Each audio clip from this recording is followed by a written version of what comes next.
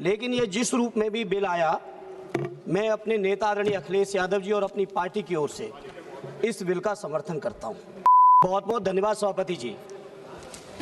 सभापति जी, आज सदन में अचानक ही आया आंध्र प्रदेश पुनर्गठन संशोधन विधेयक 2026। यद्यपि बेहतर होता पहले से नोटिफाइड होता तो और व्यापक चिंतन करने का भी समय होता, मौका होता, लेकिन ये जिस रूप में भी बिल आया, मैं अपने नेता आदरणीय अखिलेश यादव जी और अपनी पार्टी की ओर से इस बिल का समर्थन करता हूं। सभापति जी, समर्थन तो करता हूं, लेकिन समर्थन के साथ साथ कुछ सवाल हैं।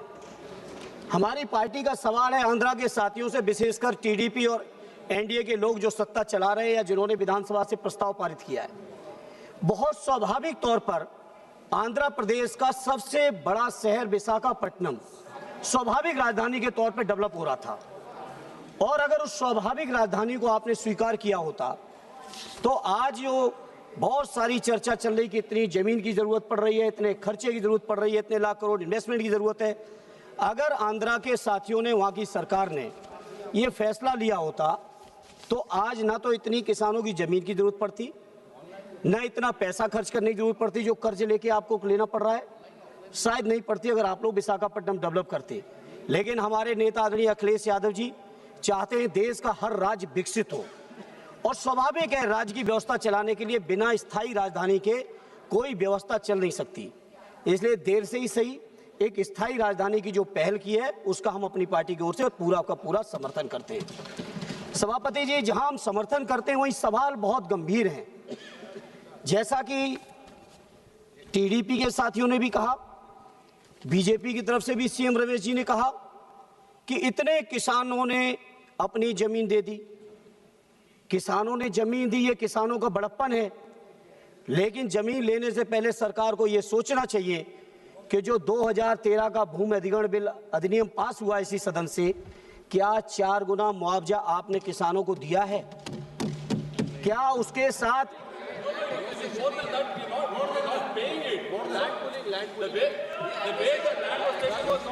मुआवजा दिया? एक अगर दिया अच्छी बात है, हम आंध्रा के किसानों के हितों की बात कर रहे हैं। मुआवजा किसानों को पूरा मिले, उसके साथ साथ जो रहने की जो कंडीशन है प्लॉट मिलने की वो पूरा मिले। ये हमारी लैंड पुलिंग तो बड़े लोग करते हैं, किसानों को क्या मिल जाएगा हम भी जानते हैं। बड़े बड़े लोग लैंड पुलिंग करके सरकार को देते हैं, किसानों को मिलना चाहिए, ये मेरी पार्टी की तरफ से मांग है। अगर आप दे रहे हैं तो बहुत अच्छा, और नहीं दे रहे हैं तो इस पर आप विचार कर लेना। दूसरा सभापति जी, सीएम रमेश जी ने कहा कि उनके अपने क्षेत्र में 5 लाख करोड़ के एमओयू और इन्वेस्टमेंट आ रहा है। सीएम रमेश जी ने कहा उनके अपने क्षेत्र में, आपकी अपनी कॉन्स्टिट्यूंसी में आ रहा है, बहुत अच्छी बात है। कहीं यूपी जैसा ना आए। सही बात है। यूपी में क्या हुआ सभापति जी, 15,000 करोड़ के एमओयू साइन हुए, और 15 लाख करोड़ के, और बड़ी जिम्मेदारी से कह रहा हूं 1500 करोड़ भी कहीं इन्वेस्टमेंट नहीं हुआ है। अभी माननीय सभापति जी इसी महीने, मार्च के महीने में जो कंपनी 2025 में बनी, जिस कंपनी की नेटवर्थ केवल 50 लाख है, उत्तर प्रदेश के अंदर 25,000 करोड़ का एमओयू यूपी की सरकार ने साइन किया है। ये इन्वेस्टमेंट कहीं यूपी जैसा ना है, ये आंध्रा के लोगों आप लोग ख्याल रखना, क्योंकि उत्तर प्रदेश के अंदर जानकारी है, आप अपने जवाब में दे देना, जानकारी है मुझे पूरी। इसे आज इस मौके पर कहना चाहता हूं, जहां 54,000 करोड़ एकड़ लैंड आप लैंड परचेज कर रहे हैं। दूसरी बात, जिसके नाम पे पूरे देश का चुनाव लड़ा गया, महीनों पहले महीनों बाद तक 24 घंटे लाइव चलाया गया है। राम मंदिर के निर्माण को अयोध्या में आदरणीय अवधेश जी बैठे हैं, अयोध्या के किसानों तक को उनको जायज मुआवजा नहीं दिया गया है। जो हमारे उत्तर प्रदेश के किसानों के साथ हो रहा है, बैठे टीडीपी के साथी, पुराने गठबंधन के साथी रहे, ये जो हमारे उत्तर प्रदेश में हो रहा है, कहीं भाजपा की संगत में जाके आंध्रा के किसानों के साथ ही आप न करना, ये हमारी आपसे प्रार्थना है। इसलिए सभापति जी, जहां ये इन्वेस्टमेंट का सवाल है, और हाँ आंध्रा के साथियों, साथ ही पप्पू जी ने कहा जो हमारे बिहार के मुख्यमंत्री जी के साथ हुआ है, सावधान रहना, उधर जो कोई भी गया है, जो कोई भी गया है, साइकिल वालों इधर आ जाओ, उधर जो कोई भी गया है, जो कोई भी गया उसका बुरा हाल हुआ है। बैठे हैं हमारे शिंदे साहब भी बैठे हैं, नीतीश जी की भी पार्टी के लोग बैठे हैं। आंध्रा के लोगों, आप लोग अलर्ट रहना, ये हमारी आपसे मांग है। माननीय अध्यक्ष जी, मैं अपनी पार्टी साहब से 2 मिनट बात करूंगा, ज्यादा नहीं।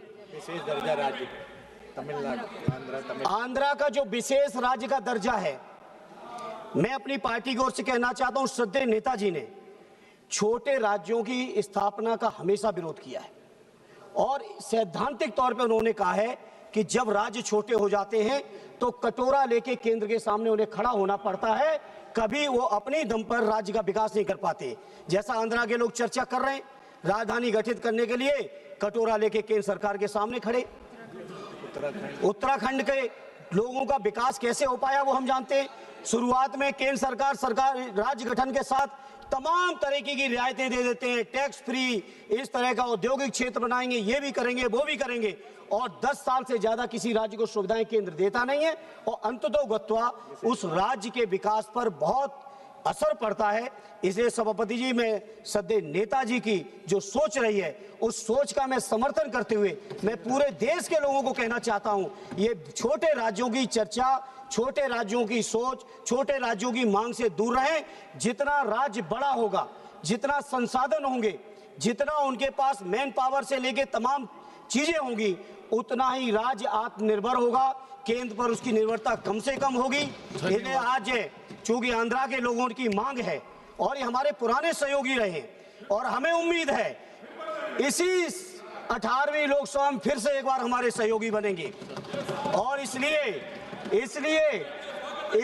इनको जो विशेष राज्य की मांग है, उस विशेष राज्य की जो मांग है उसका हम समर्थन करते हैं और केंद्र के मंत्रियों से कहेंगे केवल बैसाखी लेके विशेष राज्य की भाषण न दो।